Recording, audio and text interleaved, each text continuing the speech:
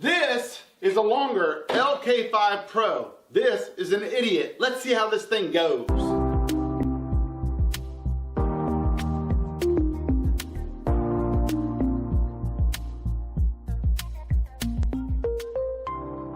So a company called Longer got a hold of me and said, hey, we want to prove that anyone, even an idiot, can use our LK5 Pro. I emailed them back and I said, why are you contacting me for it? And all I got back was a smiley face. All right, here's my disclaimer. I don't even have an idea how to use a 3D printer. So we're gonna put this theory to the test and see how easy it is to put together, how easy it is to operate by making something. You ever get ready to do something, you can't find anything that you're looking for? I can't find my box cutter, so I got this, and we're gonna go ahead and unpack this. Ooh, wow! This thing is, wow, it's packed really good. All right, I'm gonna go ahead and get all this out, lay it out, and then you'll be able to see what there is. And man, we'll start putting this thing together. This thing looks a little bit high tech. I may be in a little bit of trouble and so made longer. But all right, here are all the parts. It's all in really good shape. It was packed really good in that foam. So there's a list of everything that's supposed to be in the box. I highly suggest that you look that over, make sure everything's there, everything's in good shape. So here's what's in the box. The Longer LK5 Pro comes about 90% completely put together. So if you tear the label right there, you can see that it is set to 230, and you need to go in and just pop it over to 110. Or if you have 220, that's great, use it. All right, we're gonna go right by the instructions, and the first thing we're gonna do is put the gantry on like they said. I really don't need to explain step by step on how to put this together because the directions are very thorough and are easy to follow. That copper piece right there on the screen was loose inside the box with 2 screws, but I easily figured out it went to the Z-axis as I started putting this together.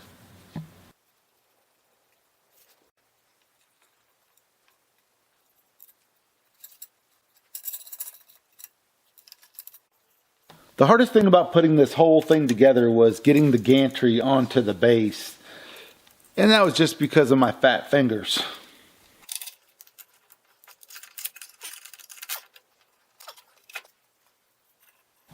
Okay, when you're putting these supports on, you'll notice that I put them on the outside of the bottom brackets. I need to go on the inside. I had to fix that later.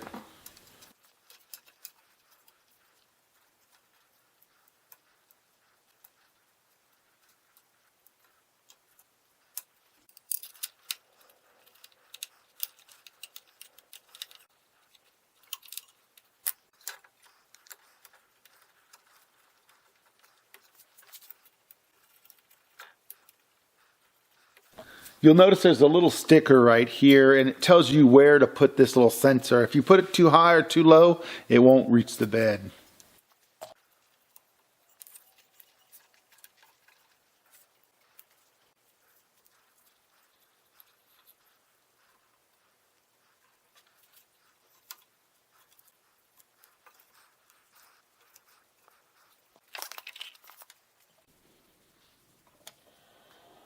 Leveling doesn't seem that hard to me, but I don't know. We'll see. So you hit this leveling button here, and then you're going to go through 1, 2, 3, 4, and 5 using a piece of paper to do the leveling.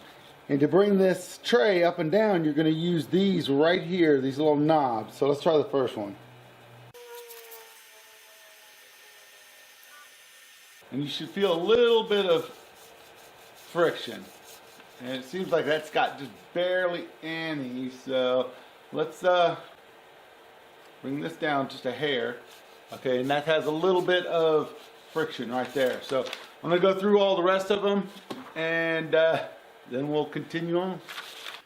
Now that we put this together, let's start printing. All right, we're gonna use one of the files on here. So that's all this little boat G-code. We're gonna open it. Start printing. Yes. And what's happening right now is the bed is heating up and the nozzle is heating up. Now, you may wonder how quiet this thing is, and that's why I'm wanting to right now, as it's printing, I want to come over and just let you see how loud it is. It's not loud at all. You can talk over this. You can hear the fan a little bit and the root of the belts here, but otherwise, it sounds pretty good. It's actually printing pretty good.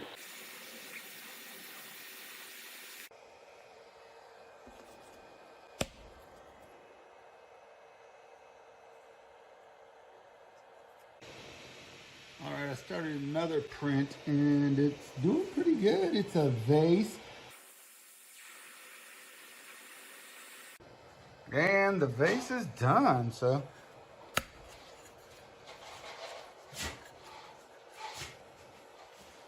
Kind of neat.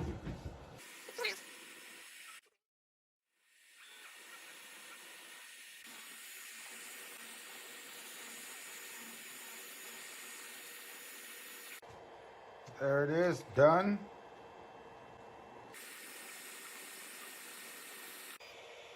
These things are pretty cool. The only downfall is to make them, it takes a little while of time. That's hours and minutes. 8 hours of print, done.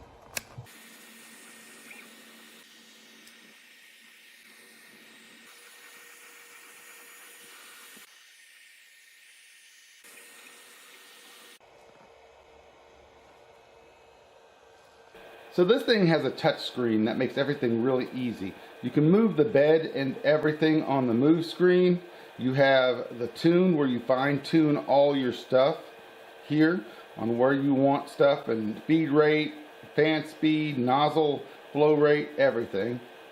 You have the leveling here for the bed.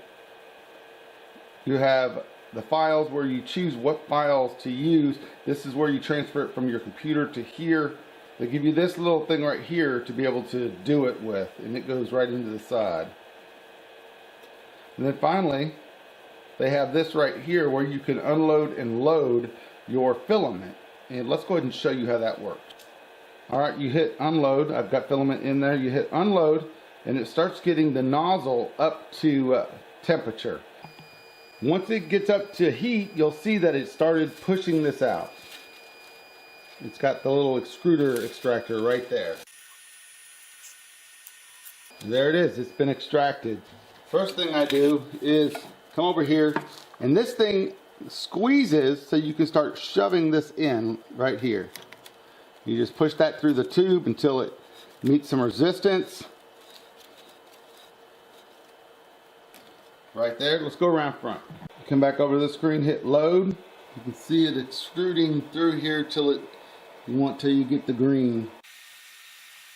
Now that it's all green, hit OK. Boom, you've loaded it.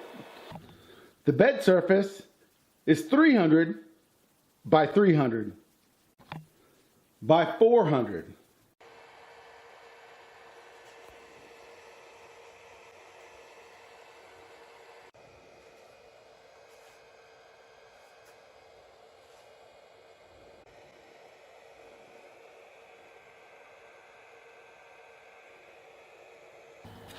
Something else I made right here is a little dragging clip that you put these in and it holds it on. Those things are great.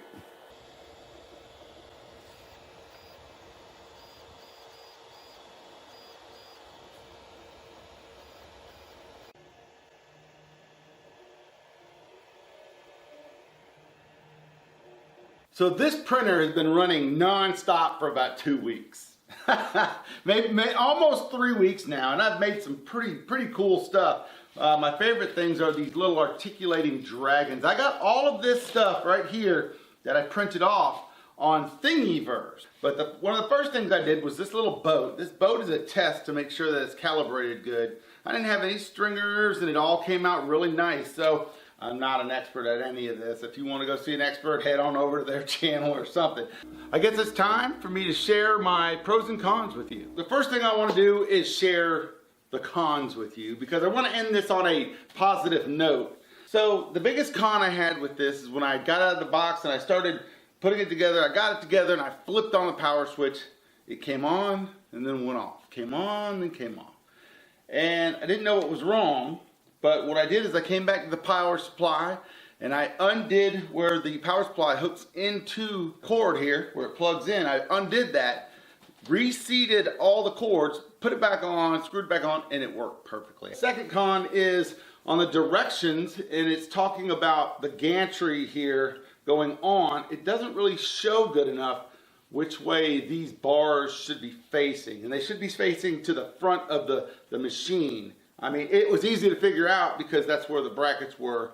Another thing that I had issue with is getting stuff to stick to the bed. It does have a rough textured bed, and nothing would stick. It kept coming off my first 3 or 4 prints that I tried. But somebody told me to try hairspray. So I got the extra hold hairspray and I sprayed on there and it worked pretty good. Then somebody suggested that I use some of this purple glue stick and it works really good.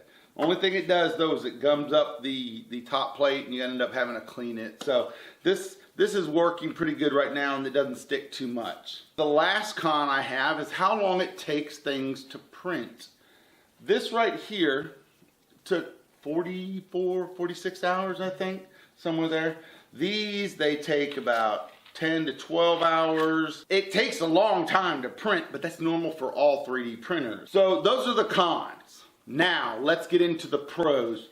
First of all, I really think it's cool that you can use one of these to make stuff. I needed a larger center finder, so I went to Thingiverse and I found this. I needed a corner rounder for a project I'm working on. Found a file for these Chuck Buddies. Little nifty things like this, like that this little puzzle box right here. I thought this was neat. I did this honeycomb, and this is for pen turning. You can make tools for your shop. There is so many things that you can print with this. It shocks me when I started going to Thingiverse and looking at everything that you could find on there. Now the machine itself, a Pro that it has, is this hugely high. This thing is 14 inches, so it is pretty big. It's very easy to put together. That's another pro. The keypad, touchpad is super simple to figure out. I knew nothing about a 3D printer when I started. So if I can do it, anybody can do it. So overall, I'm pretty happy with this thing. I'm extremely stunned that I was able to. I've always heard that 3D printers have a huge learning curve. This thing came 90% complete, and then I just had to put stuff on and put it all together, and it was fairly easy. So another pro to this is the cost. Came with all the tools you need to put it together. So the end question is, can an idiot use this machine? I don't know what to do, don't know what to say for the review. If you're interested in purchasing one of these, I'm going to leave an affiliate link down below in the description. If you have any questions on this machine, leave them in the description. I answer every one of my comments, or I try at least, as long as I don't get backed up. Alright, I really appreciate you guys stopping by and watching my video. If you could, go down and hit that thumbs up button and share the video. And please, if you think I deserve it, please hit the subscribe button. If not, that's okay too. But until next video, stay cool.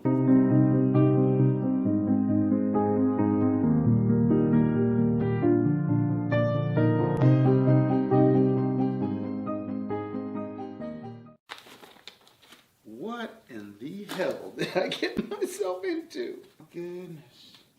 Oh, this doesn't seem too hard to put together.